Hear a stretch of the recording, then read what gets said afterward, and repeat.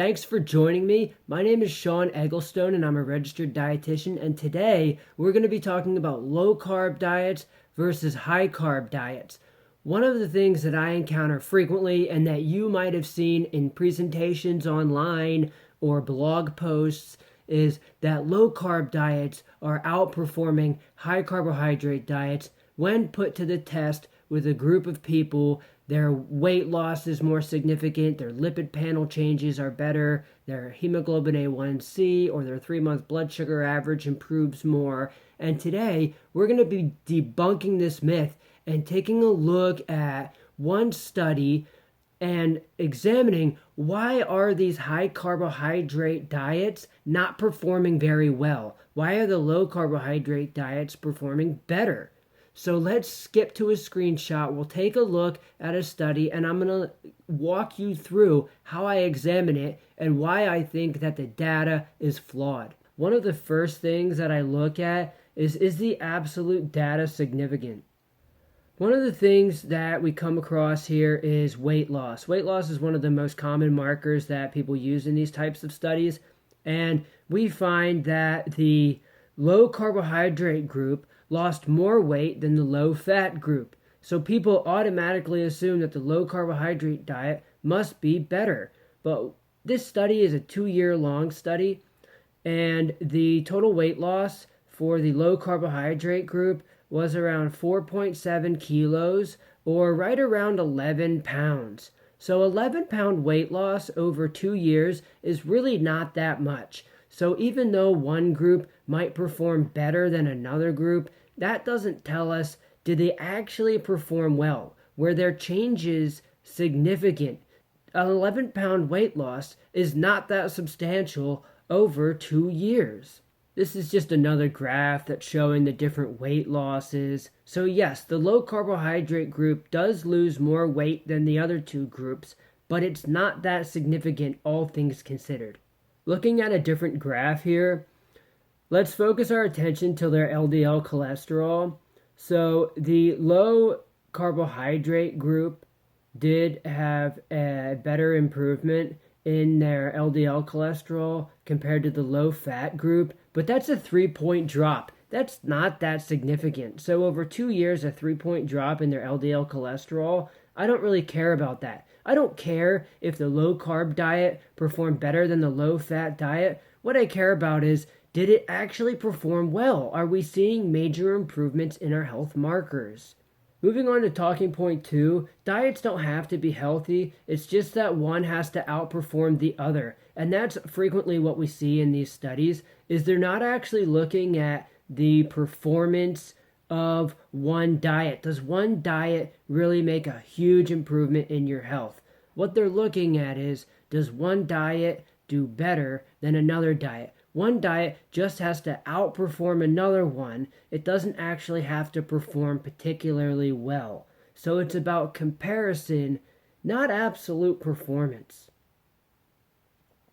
Definitions are everything. So in these types of studies, they all define low fat and low carb slightly differently. So here in this study, they are defining low-fat diets as 30% of their calories from fat.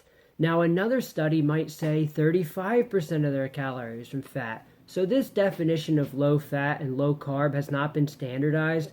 And quite frankly, a diet that has just under 30% of their calories from fat is not that low-fat. It's really not. Most Americans get about 35% of their calories from fat. So it's not a huge improvement. We also want to be careful of the term relative. Again, this is going back to the previous talking point. Oftentimes these scientists in their papers will say the low carb diet performed better relative to the low fat diet. So they're just comparing the performance of two different diets. They're not actually looking at whether one diet actually made a big change in someone's health. When I'm looking at these studies, one of the major things that I look for is the tables that look at the dietary components. One of the best ways to interpret studies is actually not from reading the discussion or even the results, but looking at the graphs, looking at the raw data, and coming to the conclusions yourself rather than the interpretation of the principal investigator. So here in this chart, what we're seeing is that the low-fat group actually consumed more calories towards the end of the study than they did at the beginning. So oftentimes with these studies, they should be consuming fewer calories during the study, and that explains some of the health benefits that we observe. But in this group, they're actually consuming more calories, and that could help explain why the low-fat diet didn't do as well. Another thing that I look at is changes in the macronutrient ratios. Here, the carbohydrate macronutrient percentage didn't change much at all throughout the study.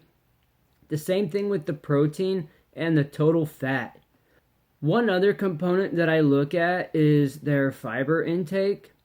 So if we scroll down, we see that their fiber intake went up slightly by 1 gram per day, but it's really not substantial. So what that tells me is that the types of food that these participants, at least in the low-fat group, were eating didn't change much because their macronutrient distribution didn't change, nor did their fiber intake, but their calories went up a little bit. So what this tells me is that they were still consuming an unhealthy diet. They were just consuming a few hundred calories more of their unhealthy diet. That explains why they didn't do very well at all. Now, I can also say with certainty that their diet wasn't healthy because their total fiber intake was terrible. So the average participant should consume at least 31 grams of fiber per day. So women should consume 25 grams per day, and men should consume 38 grams per day. So on average, we should see 31 grams of fiber intake. And since we're seeing about half that, I know that their diet was high in refined carbohydrates and other junk foods that were high in sugar, but that lacked fiber. So I know that they weren't eating healthy, and because that didn't change very much, nor did their macronutrient ratios throughout the study, leads me to believe that they just consumed more unhealthy food and didn't actually change the quality of their diet. This right here would be a sample diet of what I would recommend in terms of an adequate amount of fiber. So I recommend at least 6 servings of fruits and vegetables per day, but I try and get in 10 servings of fruits and vegetables per day. So here we have 2 bananas, an apple, and some blueberries. We also have some vegetables in here, so I try and get in 5 servings of vegetables, 3 servings of whole grains, and some beans every day. Now, if we eat this way, we'll consume about 40 grams of fiber per day. So that's really what I'm aiming for, 40 grams. That would be the definition of a healthy diet for me. This isn't all that I eat, and I certainly eat more calories, and I recommend that you eat more calories than 1,000 calories a day. But this is just showing the minimum fiber intake that I would recommend to define a diet as being healthy. So looking at this Excel sheet that I compiled, that healthy diet that I recommended has a carbohydrate to fiber ratio of 5.5 to 1. So that means that for every 5.5 grams of carbs that I consume, I get 1 gram of fiber.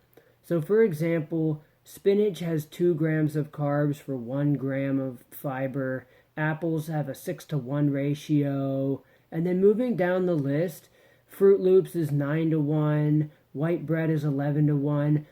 In this study, they consume 202 grams of carbohydrates for every 18.8 grams of fiber. That gives us a carb to fiber ratio of 11 to 1. So that means that the majority of the carbohydrates that the folks in this study were eating came from foods such as white bread, potato chips, barbecued Fritos, French fries. So these weren't healthy carbohydrates that they were taking in. These were unhealthy carbohydrates. And that's why the low carb diet performed better than the high carb diet. It's not that the low carb diet was healthy, it's just that the high carb diet consumed a variety of unhealthy carbohydrates.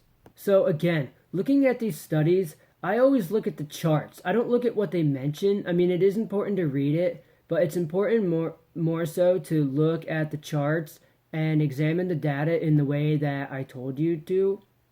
Remember, there was no significant change in LDL cholesterol between the two groups, and in fact, their cholesterol intake went up. So here at the bottom, you see that their cholesterol intake for the high carbohydrate group went from 312 grams per day, which is way too high. If you're at risk for cardiovascular disease, you should be consuming no more than 200 grams of cholesterol per day, and 300 is like the absolute maximum. And here at the end of the study, they were taking in 374 grams of cholesterol. So their diet actually got worse in some regards as the study went on. And that's something that the scientists don't mention in the discussion, is they'll leave out the data that doesn't support their hypothesis. So these scientists are obviously interested in nutrition because they chose a nutrition-based subject to look at.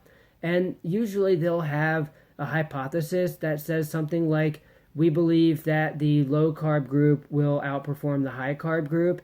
And they'll leave out data that doesn't support their belief system. And so you'll notice reading the study, they ignore the fact that the cholesterol intake actually got worse here, and that the LDL cholesterol changes was not significant between the high carb and the low carb group. And the last point is, these studies that focus on macronutrients don't focus on every aspect of health. When I look and I'm working with clients, I look at their risk for things like stroke and heart disease and their gut health and so much more than just weight loss and lipid panel. I look at the whole body and I look at health in every aspect when it comes to nutrition. And these macronutrient studies just don't examine it. They're really looking at a subset of data and they're comparing one diet to another diet. They're not actually focusing on what is the best diet that we can follow